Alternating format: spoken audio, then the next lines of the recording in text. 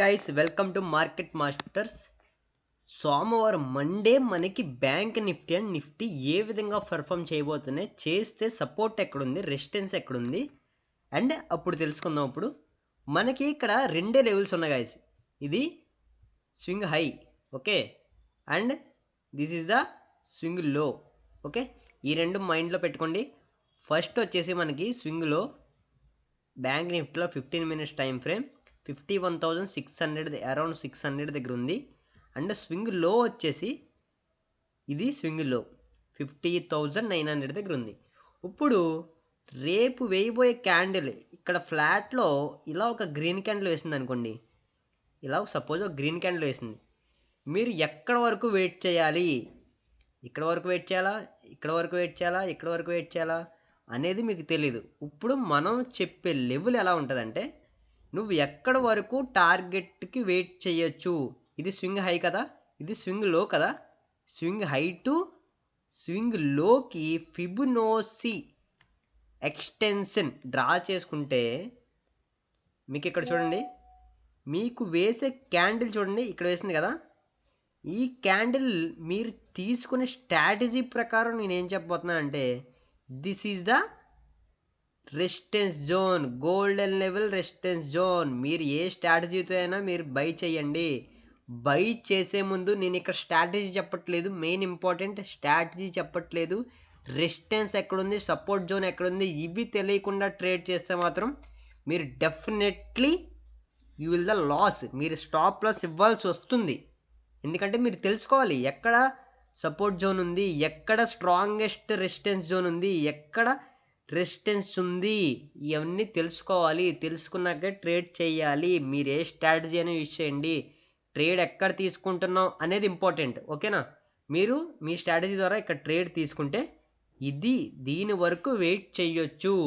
దీన్ని కూడా క్రాస్ చేసింది. క్రాస్ చేయడం అంటే ఐ మీన్ ఇక్కడ నుంచి ఇలా ఒక మంచి క్యాండిల్ వేసింది అనుకోండి.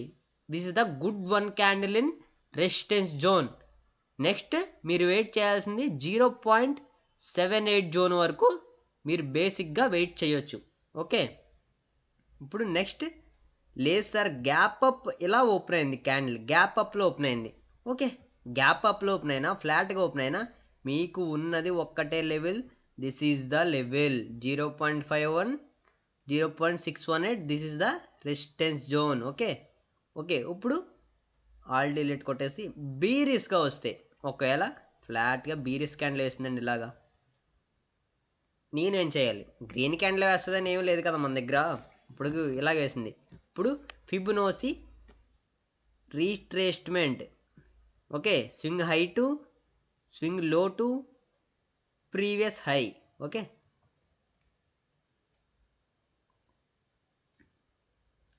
సారీ, ఇది ఎక్స్టెన్షన్ అండ్ ఇది రిట్రేస్మెంట్. ఓకే ఓకే, అవి నో యూజ్. అండ్ ఈ విషయానికి వస్తే ఇక్కడ క్యాండిల్ ఇలా రెడ్ క్యాండిల్ వేసిందండి. మీరు ఎక్కడ వరకు వెయిట్ చేయొచ్చు? This is the support zone అండి. నెక్స్ట్ సపోర్ట్ జోన్ ఇదే ఉంది, ఇంకెక్కడా లేదు. ఇంకా నెక్స్ట్ సపోర్ట్ జోన్ ఇదే. మీకు వేసే ముందు ఇంకొక చిన్న టాపిక్ చెప్పాలనుకుంటున్నాం. ఏంటంటే, మీరు ట్రేడ్ చేసుకునే ముందు క్యాండిల్ 0.6236 లెవెల్కి పైన క్లోజ్ అవుతుందా, లేకపోతే క్రాస్ చేసి క్లోజ్ అవుతుందా అనేది మెయిన్గా గుర్తుపెట్టుకోండి. ఎందుకంటే ఇది స్ట్రాంగెస్ట్ రెసిస్టెన్స్ జోన్. ఆల్రెడీ చూడండి, ఇక్కడ ఇక్కడ ముందుగా చూసుకుంటే మనం 1 2 3 4 సార్లు ఇక్కడి నుంచి మార్కెట్ రివర్స్ అయింది. అందుకే ఇది స్ట్రాంగెస్ట్ రెసిస్టెన్స్ జోన్ అంటున్నా. మీరు ఇది బాగా గుర్తుపెట్టుకోండి. ఎక్కడ క్లోజ్ అవుతుంది, క్యాండిల్ బిలో క్లోజ్ అవుతుందా, అప్ సైడ్ క్లోజ్ అవుతుందా చూసుకొని ట్రేడ్ చేయండి. దీనికి సపోర్ట్ జోన్ అయితే ఇదే ఉంది. దీంట్లో ఇందాక చెప్పాను కదా, గుడ్ వన్ క్యాండిల్ వేస్తే అప్ టు 786 వరకు వస్తుంది. ఓకేనా, this is the bank Nifty levels. And Nifty levels చూద్దాం. నిఫ్టీ విషయానికి వస్తే ఆల్ డిలీట్ కొడుతున్నాం, 1 minute. ఓకే,